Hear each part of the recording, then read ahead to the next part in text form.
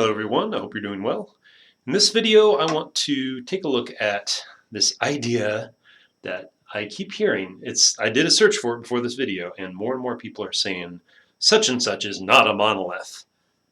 Feminism is not a monolith. Black people are not a monolith. That was a heading, I didn't make that up.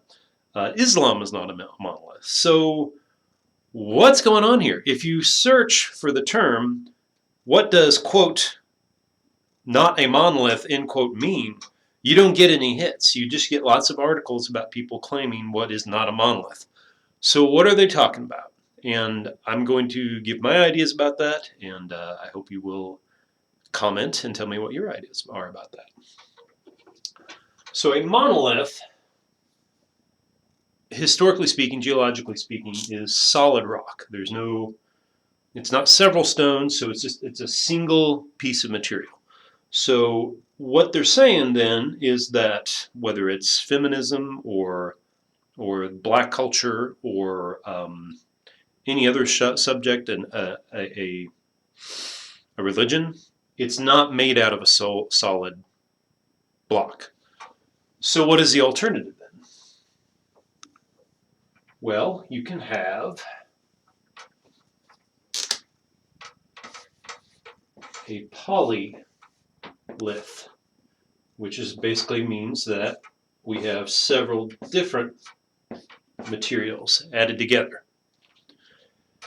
However, the thing about our culture nowadays, I mean, this is pretty good. The idea of, okay, true, it's not all one cloth. There's lots of different ideas that are going into it, and different people feel about, have different ideas, and they contribute their own ideologies and ideas to the subject matter, to the overall subject matter. However, there is an issue we have in our culture nowadays where there is a tendency to try to exclude and try to demand who's on the in group and who's on the out, and to censor people, and to claim who should have a voice and who should have a platform, who should not, and to deplatform, and to do all these kinds of things. So I would suggest that something else is happening. There's also another issue, which is that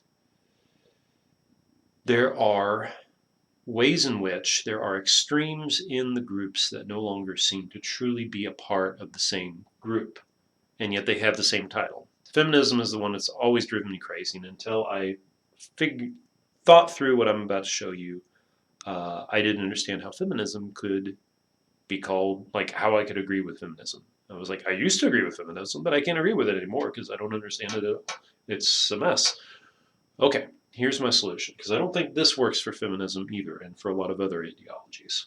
So what I would suggest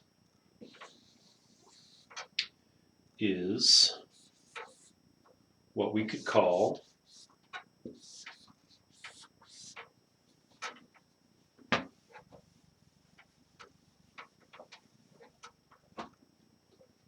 a hinge. This is the idea of Stonehenge, or, Stonehenge is not the only hinge, but it's the most famous. And so the idea would be that feminism or black culture or any other subject matter that is neither monolithic nor polylithic could be seen as, let's say those are my monoliths and these are my polyliths. We could say they represent, they are in a circle of ideas, like a hinge. And what this would allow you to do is be like, okay, this is the extreme ideologues. Extreme. That's the extreme ideologues over here on the right, on the left, and the extreme on the right. And then you have these two central, I mean, you could have many, or maybe it's just one, or you could build it however you want. But the idea is that, maybe there's even a bridge that bridges these over. Hey, that looks really like Stonehenge now.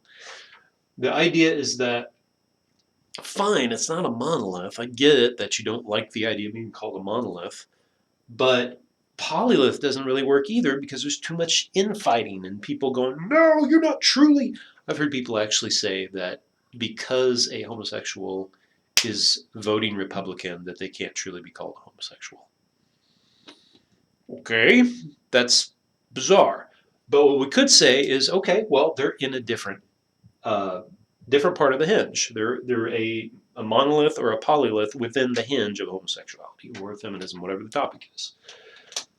So if we're going to use this idea of a monolith, I think we have to not only talk also about polyliths, but about a hinge. Now, am I going to do this? Yes, I will go ahead and. Feminism is an issue I've thought about a lot. I'm probably still not thinking correctly about it, but here's kind of how I picture feminism.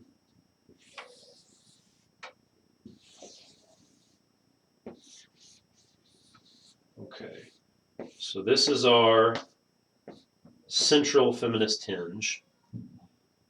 This is feminism. Why do I keep forgetting my E's? Why does that not look right? Feminism. Okay, well, if it's misspelled, I apologize. And I'm going to call this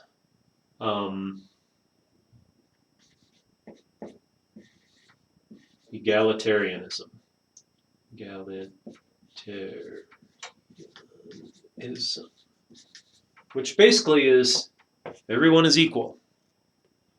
Now, feminism is the idea that women are oppressed and we need to boost the signal of feminism. We need to make more people aware that they are not equal. So if this is a Venn diagram of egalitarianism and this is feminism, where they overlap is where I think proper feminism belongs. That's my opinion. You can disagree with me, you can tell me where I'm wrong. Because, well, okay, I'll keep going. Now, it could be the case that egalitarianism, I don't like this idea, but it could be the case that egalitarianism itself is not going to emphasize the oppression of women correctly. That work has to be done that does not fall under egalitarianism.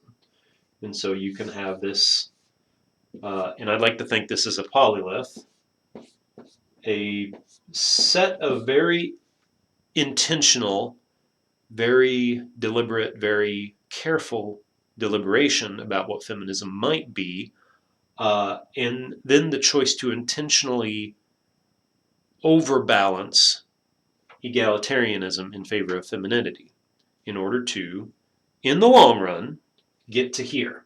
It's not to make this the new normal, but to make this the normal. But the idea is that the only way you get here is by overbalancing this. That seems socially awkward, strange, but I'm willing to live with it. That I can live with.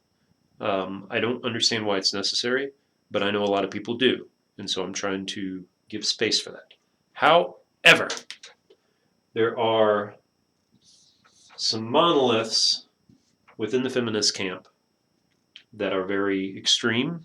And in fact, I would say they go into this further set of ideologies, which are something like,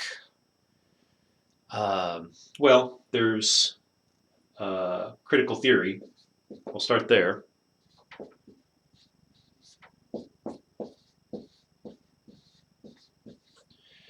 And maybe there's some good critical theory. Maybe there's some connections between these hinges that make sense. And I can say, all right, fine, I'm not comfortable with it, but certainly I like my Derrida and I like some other stuff, but I don't like what came after Derrida for the most part. I think it made some mistakes. And certainly things like, oh, I'm sure it's the whipping boy and everybody hates bringing it up, but Evergreen State College, the critical theory that took over that place was very toxic and very destructive. And we still haven't gotten through a era of deciding how far this critical theory thing can go. I think it has to be backed way down.